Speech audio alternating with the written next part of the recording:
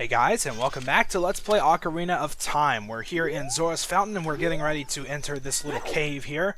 So let's do it, and we're now walking into the Ice Cavern, sort of a little mini dungeon here. So this is pretty neat. The Ice Cavern can be kind of annoying.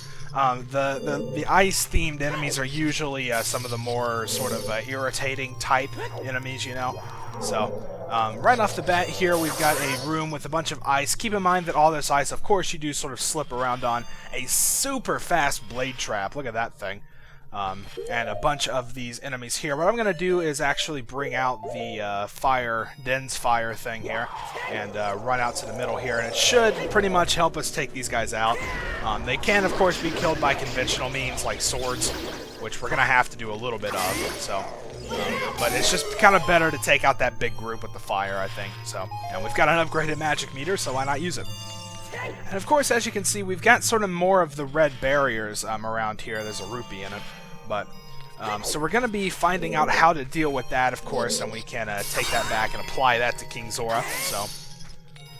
Alright, but for now, let's just keep on going. There's really just one path at the moment, but here is a pretty interesting room. There's this giant spinning two-sided scythe here, and we got to pick up all the silver rupees around, so. Basically, just be careful. This thing you can actually get under relatively easily by just shielding, because you'll kind of crouch a little bit and you'll go right under it. Even though it looks like it's going to pretty much like chop your head off, you can still do it. So if you find yourself about to be hit by it, then make sure you do that. So there's another silver rupee up here that we need to get. Just make sure you don't land on the blade. There you go. And we can go over here and break these things. Crouch. Just to make sure. Then the final silver rupee is right there, but you can also probably see the Skulltula, so we're going to be picking that up. I'm also going to get out some arrows. Alright, so let's go ahead and grab this. There we go. Now let's pick up the final silver rupee. That's going to open up that barred passageway up there that we saw before, so that's definitely where we're going to head next. This room here, it turns out it's actually sort of a... it could be qualified as the main hub, because as you can see, there are two things sort of like red tinted ice, sort of. These can actually be taken care of later, so we're going to find out that that's actually sort of like a room with 4 different exits, so it can sort of be considered a central room, and we're going to be returning back to it quite a bit, so.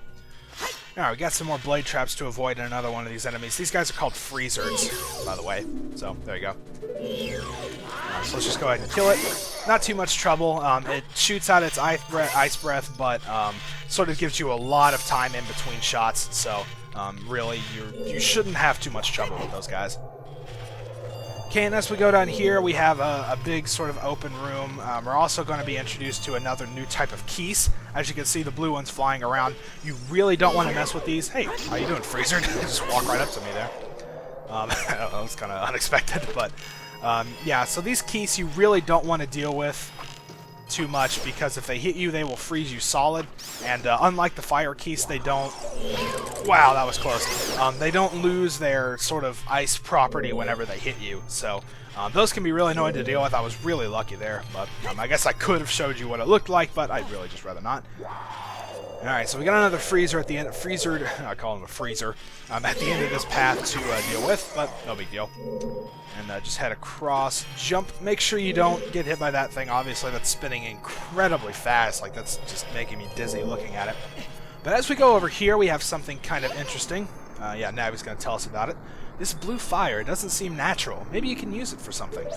Maybe we can. And this is going to bring us to our next little thing we can catch in a bottle. The blue fire, actually. So we can catch it and sort of bring it with us. There's sort of an unlimited source here, so you can pretty much just get as much as you want. I recommend really just getting 2 bottles. That seems to be the way to best work it out. But, of course, if you want more or less, you could do that. You would just have to make sure to return every now and then to refill it if you need it. So 2 seems to be the way to make that the least annoying thing possible. And here we can see that we can take care of the red barrier stuff here with the blue fire. Just dump it out next to it and it'll do its thing. And there we go, we can access this chest.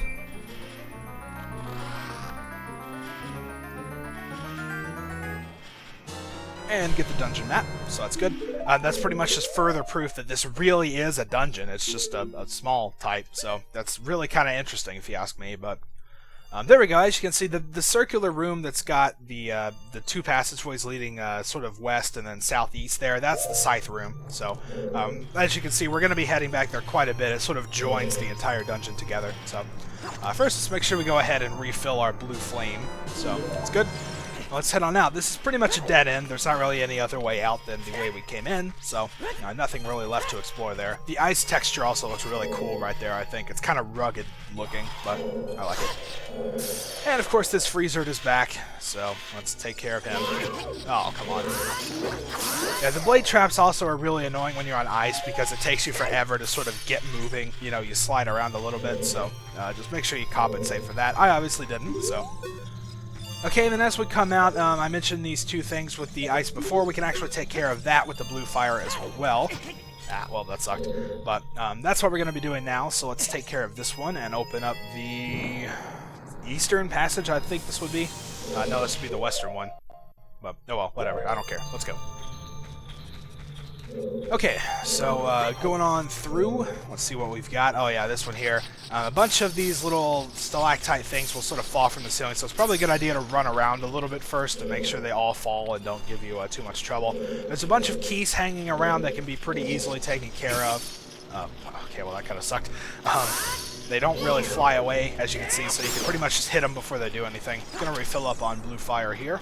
It's always nice when they give you that. And then we can come over here, and there's a couple things we can take care of with the blue fire in this room. So let's grab the hook shot, I think. That's probably going to be the best way to do this. I guess I could have just used arrows, but I hate using ammo when I don't have to, you know. Okay, so let's unfreeze this blue chest here. Or blue chest, the chest with the blue fire. There we go. Can't talk today. But, it's nothing new, I suppose. Alright, so we open it and we get the compass. That's good. Now we can see where we are. So let's go over here and take care of this. As you can obviously see, it's a piece of heart. So this place over here is really just sort of for collectibles. There's not really anything you have to do in this room, but obviously getting 100% we need to check this out.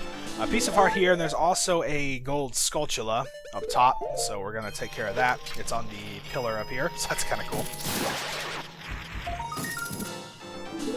There we are, and that should be number 70. I'm pretty sure it is, because I think I saw 69 earlier, so that's good. Let's refill up on blue fire. Again, we're going to be doing this quite a lot, but as you can see, 2 bottles kind of makes it, it kind of makes it work out pretty well, so that's what I like to do. So now we're going to head back to the scythe room once again, and go back to this little ice passage over here. Take care of it with our newfound fire. Watch out for the pot flying at you.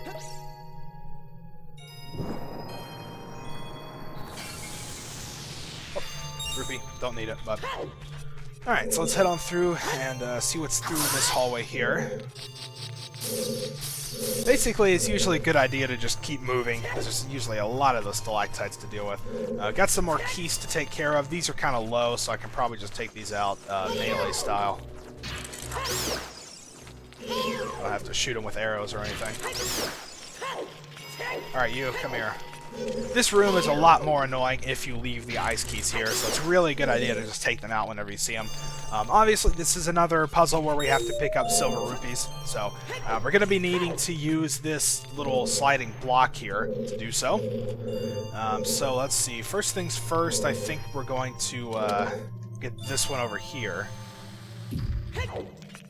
Maybe. I don't know. I really don't have a strategy for dealing with this, but it's really not that difficult, so... Alright, yeah, just keep in mind that whenever you push the block, it will keep going in the direction that you push it until it either hits the little pillar sticking up or falls into the pit. If it falls into the pit, it'll respawn back in the beginning, and we're actually going to have to use that once, I think. So, let's pick up the silver rupees here. You can see there's a batch of red rupees here, and Navi's fluttering around. If you want, you can play the Song of Time to get those, to make a block appear there. So, that's good. Now let's see, we can... You know what, I think I'm going to make this thing respawn here. So yeah, let's go ahead and do that, and we'll pick a different path this time. Okay, so this time let's go ahead and push it straight forward so we can get this one here. It's pretty obvious. There it is. I probably should have done this path first, but oh well, whatever. Alright, and then head over here. You can see there's another silver rupee encased in the red ice barrier stuff. I guess that's supposed to be ice because you're melting it with fire, but I mean, it really doesn't look like ice to me. Oh, whatever. It doesn't matter. It works, so whatever it is inconsequential. So we can pick up that rupee there, and that's going to finish it off, which is good. I'm going to need to actually push the block back around in order to get the blue fire refill up there, so we're going to have to take care of that real quick. It's not too hard to get to. Okay, so no, not this way. I just started out the way we did the first time. Oh, hey, yeah, there's also a Skulltula here. Almost forgot about that, but you probably want to pick this up at some point. It's probably been sitting there scratching around for a while. With me talking and everything, I kind of have the game volume turned down a little bit too, so, you know, it doesn't pick up in the microphone or anything, so I can't really hear that well, but it is there, and I got it, so I guess that's all that matters. So now we want to push this thing up to stop it on that small pillar, and push it over here on this big pillar to on this side, so we can climb up on it and jump up to the ledge there. Then refill real quick.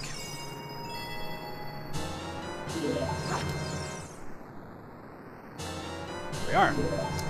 Alright, so now we need to figure out how to get over to that doorway over there, and I think I see a path that'll let me do that. I don't think this is the way you're supposed to do it, quote-unquote, but it's a way that works and is pretty quick and easy. If you push this over here against this wall, you can see we're not quite lined up with the doorway, but that's alright, because all you have to do is just sort of line up towards it, run and jump, and you'll grab onto it, so that seems like it's probably the easiest way to do it, even if it's not the way you're intended to. Take care of the freezer. Another freezer. I got some ice here to melt. And the blue fire does actually have pretty good range. I mean, it spreads out quite a way, so we can take out all of those with one. It's definitely good. I think it's just like, oh yeah, hearts in here. That's cool. Have I gotten all the Skulltulas? I honestly don't remember. Yep, looks like I have. See, you've got the little icon there. So, hey, there we go. There's also a treasure in this room coming up, and that's also the only room we haven't explored yet, so that's definitely good. Let's head on in, and this is probably one of the coolest rooms of all time. I just really like the... Why are you looking at the door? That's so neat looking, isn't it? But... oh well, can't stay in here forever, so let's go forward, and we're going to encounter a new enemy here. Sort of. It's the white Wolfos. Lure it close and watch its movement carefully. Attack when it drops its guard. This is sort of counted as a boss, but it works just the same way the regular Wolfos do, so there's really no need to worry about that. Jump out of the way, do a jump attack, he's done. So then we can pick up the arrows he leaves behind, as well as the chest. Well, we don't pick up the chest, we open it, but you know what I mean. And we get the iron boots. So heavy you can't run, so heavy you can't float. Oh, what's going on?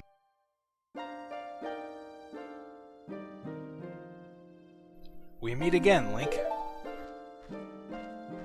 If you came here to meet the Zoras, you wasted your time. This is all there is. With one exception, the Zoras are now sealed under this thick ice sheet. I managed to rescue the Zora princess from under the ice, but she left to head for the water temple. This ice is created by an evil curse. The monster in the water temple is the source of the curse. Unless you shut off the source, this ice will never melt. If you have courage enough to confront the danger and save the Zoras, I will teach you the melody that leads to the temple. Time passes, people move. Like a river's flow, it never ends. A childish mind will turn to noble ambition. Young love will become deep affection. The clear water's surface reflects growth. Now listen to the serenade of water to reflect upon yourself.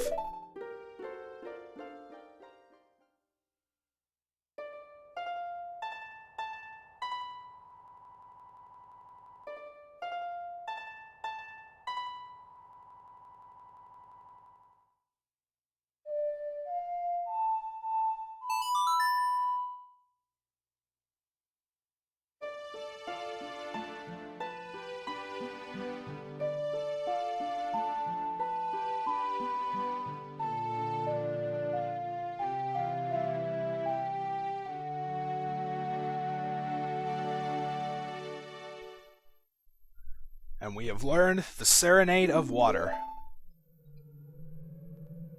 Link, I'll see you again. We'll Link run up to try to stop him. Unfortunately, he's too late. So yeah, that's the Serenade of Water. Probably one of the coolest song learning scenes, if not the coolest. I remember the first time I ever saw it, I was just like, oh my gosh, this is so amazing. I was just so totally enthralled with it. But so yeah, we've picked up the iron boots here in the Ice Cavern, and that's pretty much what we came here for. As you can see, they take up this slot here in our equipment sub-screen. If we wear them around, we obviously can't walk very fast. Gotta struggle to walk. But basically, its intended purpose was to jump in water with it, and as you can see, it'll make us sink to the bottom and sort of walk around down here. But of course, as Navi's going to point out, you can't breathe underwater, in case you didn't know that, and a little timer's going to pop up. So we got 2 minutes to hold our breath, but that's fine because we're getting ready to come out now. You actually move somewhat faster in water with the iron boots than you do when you're on land. I don't know, I guess it's just because things weigh less, but that's just how it works. But anyway, we're back here in the... Well, that was weird. We're back here in the first room of the Ice Cavern, so let's just go on back and head out because we're pretty much done with this place now. That's all we came here for. Also, make sure before you leave that you do have 1 bottle of blue fire left. That's very important, actually. Well, I mean, it's not very important, but it's definitely, you know, a good thing to have. Alright, so let's see, I think I'm just going to... You know what, actually, while we're here, I really should just end the part, but while I'm here and thinking about it, let's go ahead and get this. We can use the iron boots to sort of drop down through Zora's fountain here. Of course, the timer pops back up. And we just sort of slowly sink. It's pretty neat, actually. I really like being able to sort of walk around underwater like this. You can see a lot of the area, really, that you couldn't see before, kind of, and, you know, just look up at it up there. So, you can see the Octorok, too. That's kind of weird, but... Yeah. So what we're down here for is this piece of heart that's right here in the center. Navi wants to speak to us, but we're underwater, so we're going to wait. You know what? Let's see how weird she sounds. Yeah, that's not too bad. If wear those boots, you may be able to walk at the bottom of the lake. Of course, that's kind of our hint. So let's float on back up, and then I will end the episode. So next time we're going to head back to Zora's Domain. Now that we have the iron boots, there are still a couple of things that we can pick up around Hyrule Field, and we're going to do some more things around Lake Hylia before heading to the Water Temple, so it's not too much. It's literally just a few things, so it won't take too long, but there are definitely some side things we need to do. So let's head on up and go back to the entrance to Zora's Domain, and that's where I'm going to leave it off at. So that's what we're going to do next time. Till then, thank you guys for watching, and I'll see you next time.